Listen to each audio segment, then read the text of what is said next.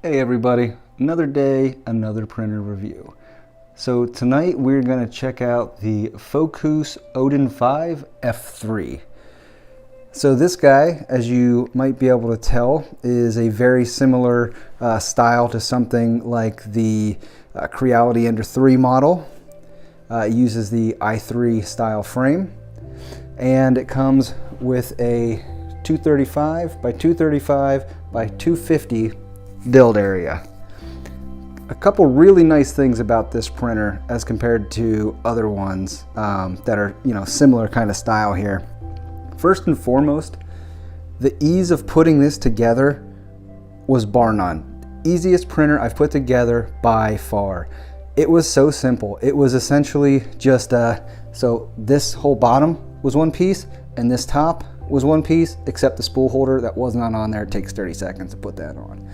So really all you do, it's like 4 bolts. This is insane how easy this is. So that bolt right there. We got another guy tucked away back there, if you can see that right here. Same thing on the other side. So because of these bolts being here, this printer is unique in that you can basically just remove, the back of this side and the back of this side, or the front of this side, the front of that side. I recommend the back. And then the whole thing can just fold right down. Does it fold flat? No. But it does make it, much smaller and easier to transport. So that's huge. Another thing that sticks out for something like this guy, as you can see, we have one Z-rod and Z-stepper motor, and on the other side, another Z-rod and stepper motor. So having those 2 stepper motors lift the X gantry up like this, that makes it so you won't ever have to worry about, if it's just powered on one side, if it's powered on like this right side over here, with one, it just kind of like lifts it up and the other one comes along. But when there's 2 of them, they're going flat, together up at the same time. So that's pretty nice. Another really cool feature that these ones have, you got right here, a belt tensioner for the Y-axis, another belt tensioner for the X-axis. They do use the Allen keys that go in here and you twist them and that'll pull this to kind of tighten it.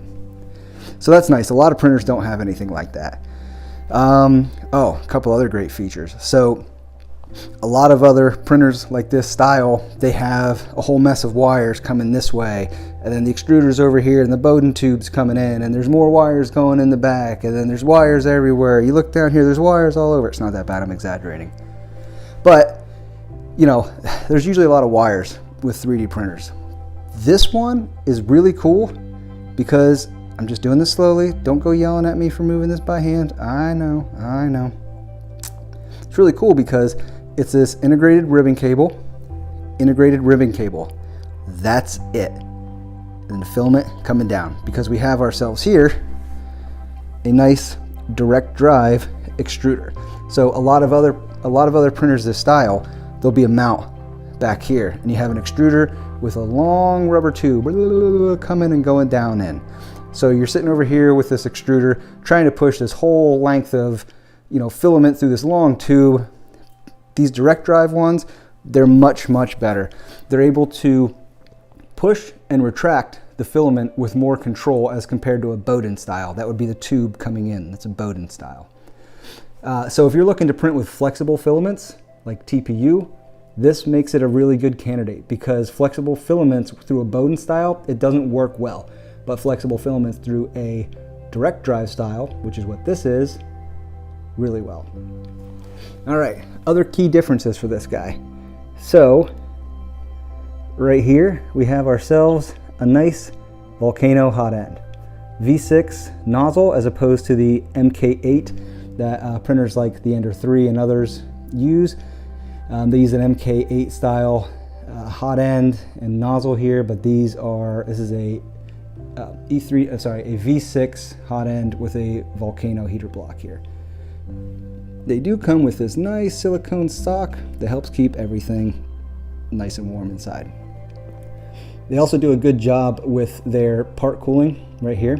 I'm not a big fan of single blowing. It makes sense to me if you got like 2 different points of air one way or another, or a circle, or something more than one. But surprisingly, this guy did a really good job, all said and done. So I was pretty happy with that. Okay, so we're gonna go and we are gonna talk about the printer itself a little bit more here. So as you can see, it's not on, but this is our color touchscreen display. I'm gonna be quiet for just a second. I always like to pause before I turn the printer on, let everybody get a good sense of the ambient noise in my house here. And then we'll turn it on so you can see what the sound is actually like. So I'm gonna pause for about 3 seconds. Okay, so back here is our switch, turn that on. We will get our display to come on, it says booting, Fokoos. All right, so our touchscreen color display. So it's got a really nice feature here. It's got a leveling thing, a leveling button built in. So let me be clear, it doesn't have an auto bed leveler. There's no BL Touch, nothing like that. But it does have a nice built-in manual way of going around and leveling your bed. I apologize. I just realized I never talked about the bed. The bed, like I said, 235, 235, 250.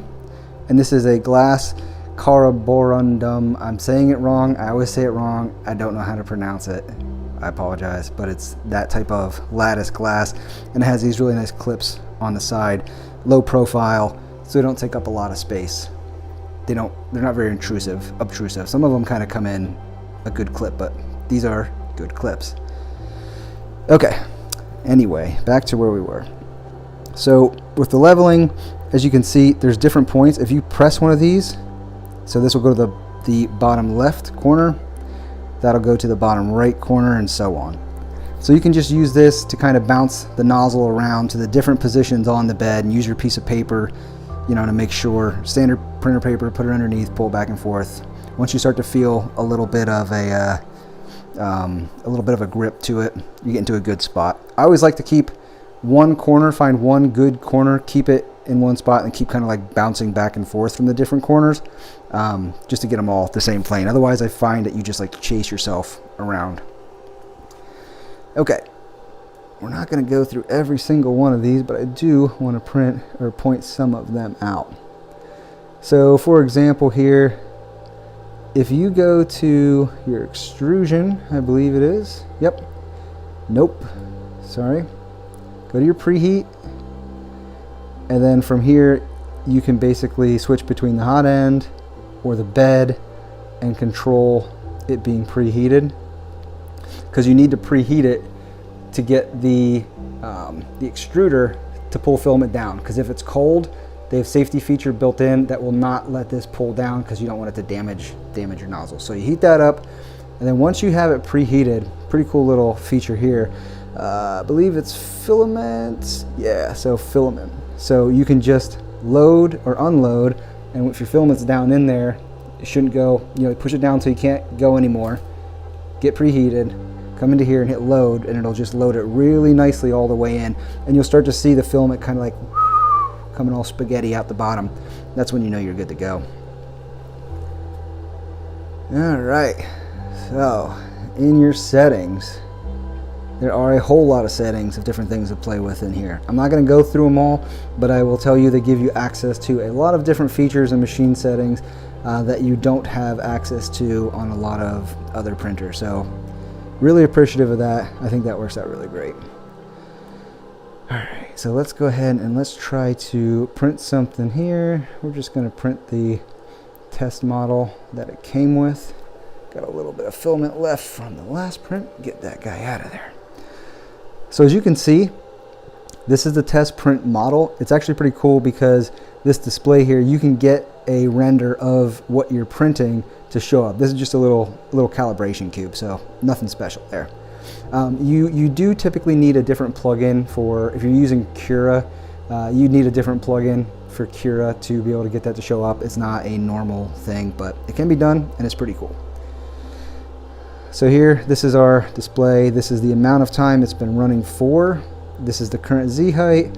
This is the temperature of the hot end. So right now it's showing as a temperature of 20 and it's set at 0. So we're basically at room temperature. This guy right here, It's 28 and it's set for 60 and it's climbing up, and that's the current state of the fan. It's not running. You can pause, you can stop. It does have power loss resume, so if you're in the middle of the print, you lose power, come back on, it'll ask you down here if you want to restart. You can just go ahead and do that. It's pretty neat. And in your options, you can use this baby step feature here. That's really nice because you can get your bed level, but if your nozzle is still too far away from the bed, doesn't matter how level it is, it's not going to print nicely. So this baby step will let you come in, and then your Z plus, Z minus, you switch between how much of a baby step you want. So we have 0.01 millimeter, so it'll raise or lower the Z axis by 0.01 millimeter, 0.05, 0.1. So you can really use this to kind of dial in the squish, as I like to call it, from the hot end down to the bed there. So what we're going to do now, since this guy is going to take a little bit to heat up and get running, I'm going to take a break right here. I'll let this guy get going a little bit, and once it's rocking and rolling, we'll come back and take a look at it. Alright, so we've been printing for about a half an hour here now. And actually I was playing around with this a little bit while I was having this print. I was just playing around with the speed a little bit, and I gotta say, I'm kind of surprised in a good way here. If you look, I actually have the speed bumped up to 140%. So, well, it's doing walls right now, but that's it doing infill right there.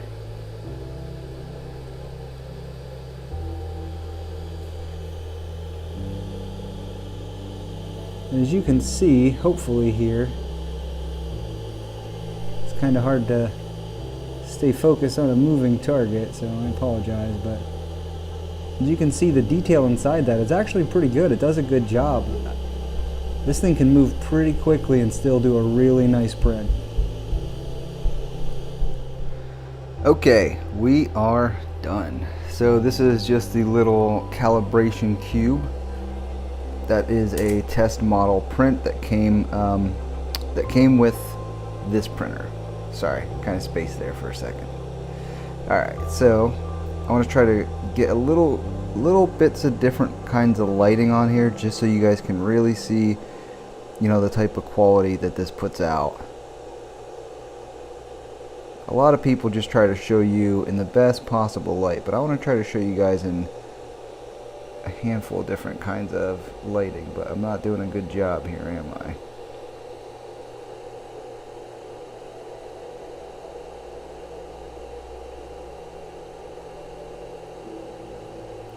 I think that came out really nice, actually.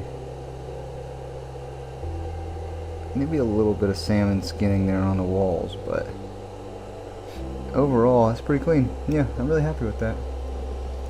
Oh, so this is where I was kind of playing with the bottom, trying to set the distance of that Z height there a little bit more. You can kind of see where it's tighter on this right side and a little looser over or in the middle here, as I was kind of playing between the two. So that's one finished model.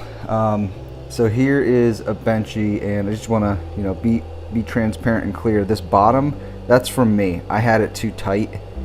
I had the nozzle too tight to the glass, so that's why it's really crappy there at the bottom. But if you're looking at it otherwise, I think it came out pretty good. I didn't do any post-processing. That little bit of stringing there, that could probably be done away with by toying with the retraction settings a little bit or reducing the heat some, but overall I think that one came out pretty nice too.